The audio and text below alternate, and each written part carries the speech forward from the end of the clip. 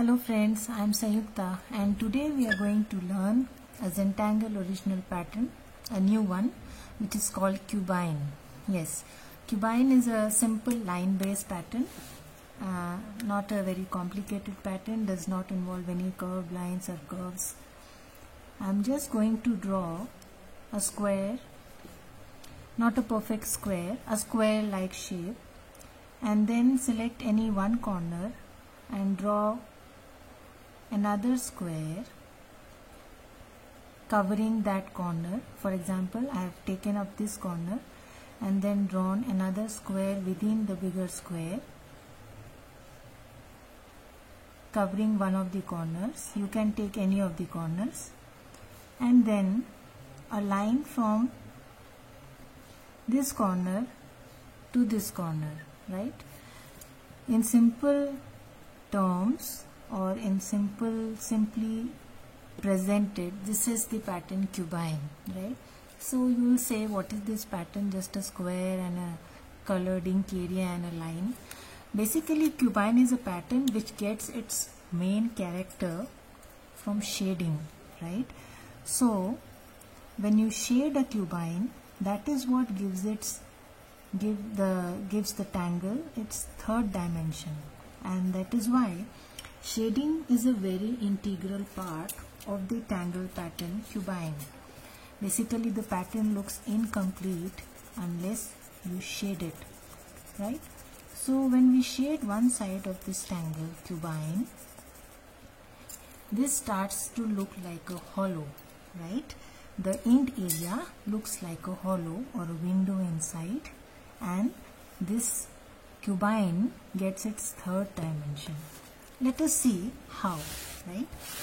So these are examples of, as I said, the inked area can be this side, this side. You can choose any of the four corners and draw the inked area and just join the point from here to the opposite side, whatever is the opposite point. Yeah, what do I say? The intersection of these two lines. So these are four variations of Cubine depending on where is the ink area, right? Again, you can vary the size of the inked area. In this, it is a normal size. Generally, Cubine is drawn like this. I have reduced the size here. I have increased the size here. I have drawn a box and drawn a Cubine inside it, right? Again, why I was saying that these you hardly can make out what the pattern is like. Only when you shade it and it gets its third dimension, like the hollow, the inked area looks like a hollow or a window, and these two look like a wall. So shading gives Cubine its character, right? So it is a very integral part of the pattern Cubine, and you can see here I have shaded one side, here the other side. Here I have put some lines and then shaded the area. Again put some lines, shaded the area. Shaded this one lightly and this one dark, and then added a shadow. So these are some of the ways in which you can shade your Cubine, right? Again, the second thing that gives Cubine its necessary character is the grid in which you put it in, right? So depending on the grid that you are using, the look of the Cubine along with shading varies, right? So the two things important to Cubine and which are integral to it are shading, and secondly the grid in which you are putting it in, right? So the look varies with the grid and the shading style, right? Otherwise, Cubine is just a simple square and a square within that square, taking one of the corners in and then a line joining this point to this point, right? That's simple terms, the pattern Cubine. So today we'll concentrate on shading and the grid. As I said, these two things are very important to the pattern Cubine, right? So I have a couple of grids drawn here in pencil. So let us draw one tile, and then we'll see how different grids give different look to our Cubine, right? So in this tile, I'm going to be using a simple grid. Going to start dividing my tile into some sections, right? So drawing some parallel lines,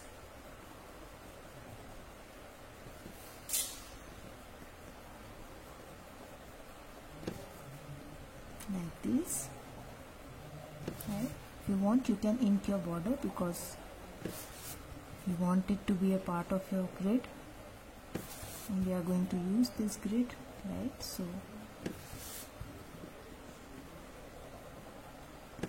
simple lines, and then curved line, straight line, curved line, straight line, curved, straight, curved, right? So I'm going to repeat this exercise: curved, straight, curved, straight, curved, straight, curved, right? So this is the grid, also called in Zentangle terminology reticula, that I am going to be using for my cubine, right?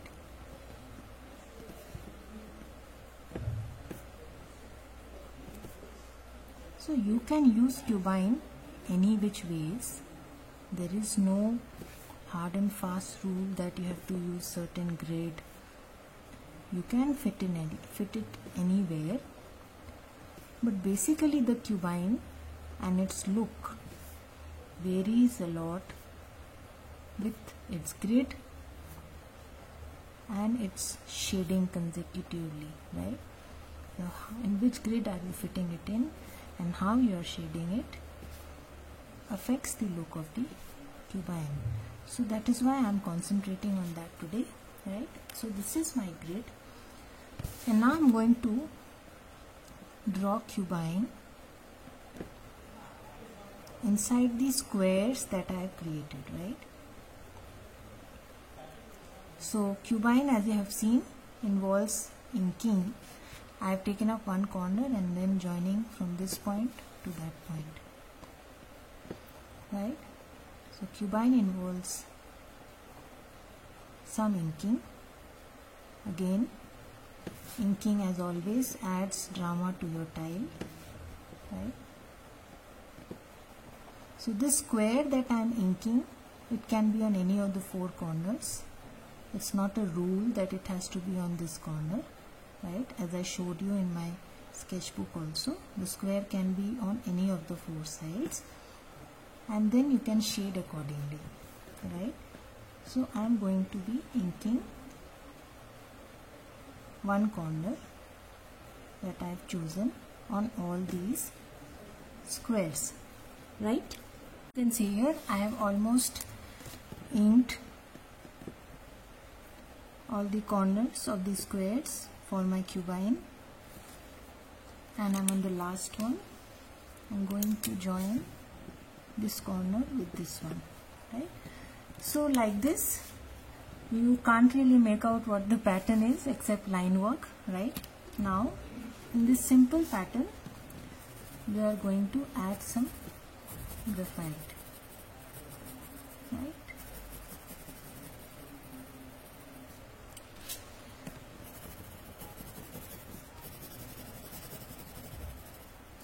First adding to these pillars. Yeah, you will actually start to see them as pillars in some time, right? And then one side, right? Adding some graphite on one side.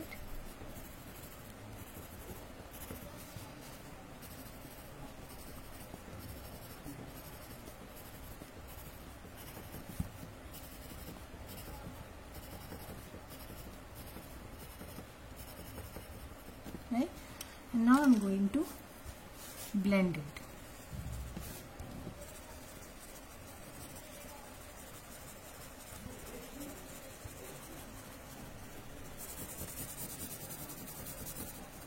So just take away the graphite from the edges towards the center, right? And then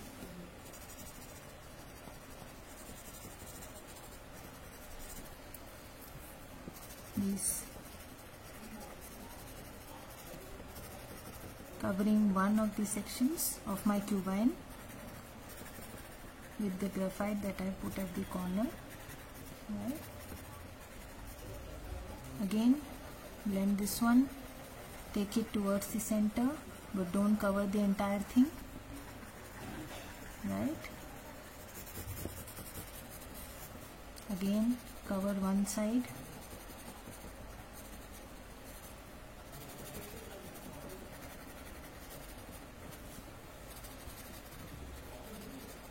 Right.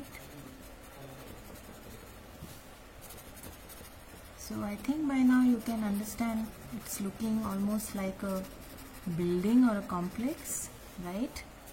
Because the cubine has been given its third dimension by shading, and the grid in which it has been used is making it look like floors of a building, to me at least. Of course open to one's own interpretation, but yeah, to me it looks like a building or a complex, apartment, right? So that's why, although cubine is a versatile tangle where it can be used anywhere, anyway, you can use it with organic tangles also, but its main character varies with the grid and the shading. So you can see here how my cubine is looking, right? So just to add a little zen, as we always do in our tiles, adding some lines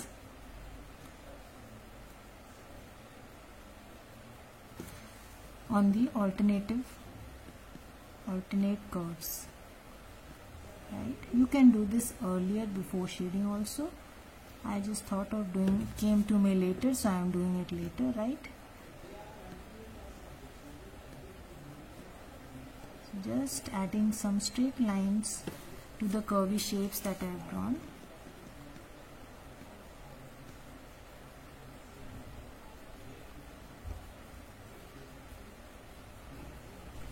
Right? So these straight lines I am going to add to all the curvy shapes. Just a little zen. Right? This is how the pattern and the tile looks after I have added that little lines on the curves, alternate curves, right? So the tile is complete, and this is how just a glimpse of how the pattern cubine looks, right? So I have here with me two more tiles with different reticulars or grids. Like this one, I have used the pattern jungle, right? So I am inking my pencil lines. I have used the pattern jungle as a reticular or a grid, and you can use this grid to draw your pattern cubine, right? So just like we draw in jungle, we have already learned how to draw the pattern jungle, right? So lines running parallel to the lines above them, zigzag lines running parallel to the lines above them, right? So I am quickly inking my grid here just to show you another example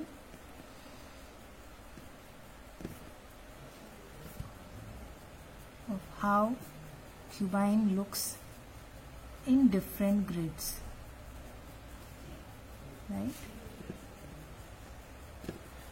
So this is the grid. Again, using the border, so I am inking it. May not ink it, entirely up to you. And then what we can do is add cubine on this part, right? So this time let us add our square on the upper corner instead of the below corner, right, like this, and then join it to the other end, right, something like this.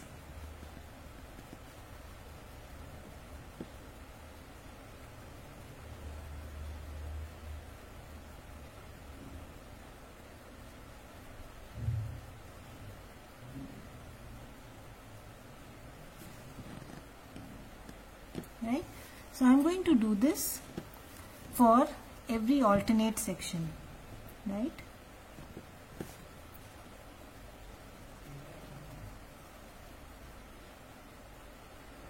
Not for all, every alternate section. Just keep rotating your tile for ease of hand position, right. Remember that your hand should be comfortable while you are drawing, right. So let's do this exercise for the alternate sections, right. You see here, I have made cubine in the alternate sections, left the rows in between, right. So now I'm going to shade my cubine. So I'm going to add some graphite here, and on one side of the cubine, which let us take the other side this time, this side, right, again some graphite here,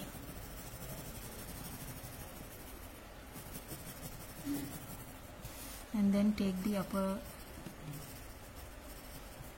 side of the cubine for shading. So I'm using a different grid here, a jongle as a grid, or a reticula as it is called in Zentangle terms, and using that reticula to draw my pattern cubine.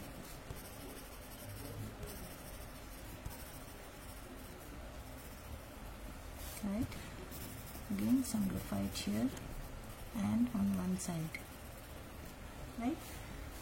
So let us now shade. Again, taking graphite from the edges to the center,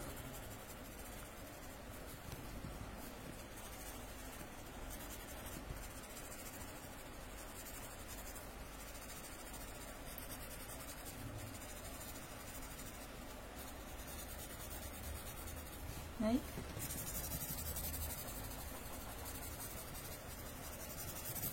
So again, cubine getting its third dimension, and you can make out how is it looking in this grid.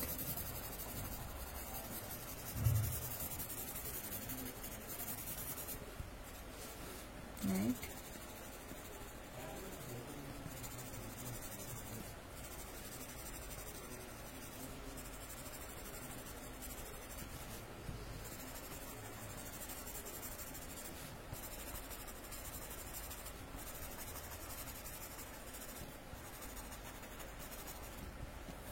Right, again spreading the charcoal, the graphite, moving it towards the center, but not covering the entire thing. Right, again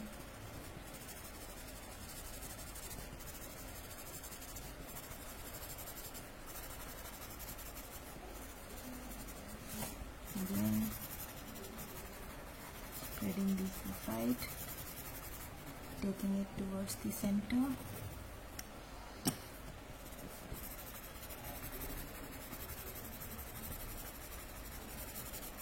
Right.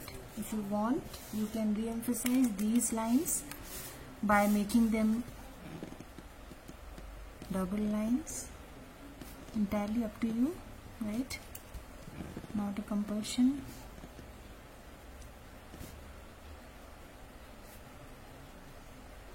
So I'm making these lines as double lines.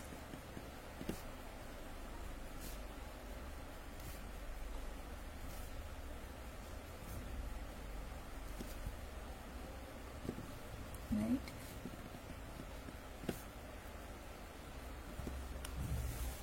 Yeah, so now you can make out how cubine is looking different in this one, right? Yeah, a totally different look. So there can be so many grids. This is an example of another grid, right, in which you can again draw cubine starting from smaller squares. I mean the size of the inner square in this grid will vary with the size of the square in which you are drawing the cubine, something like this, right? So this way the size of the square will increase and the cubine will have a totally different look in this grid, right? So I think by now you have an idea. So let us initial our tile.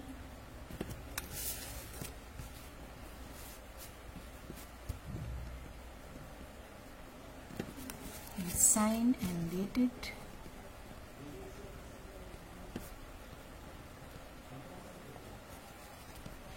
And today is 31st.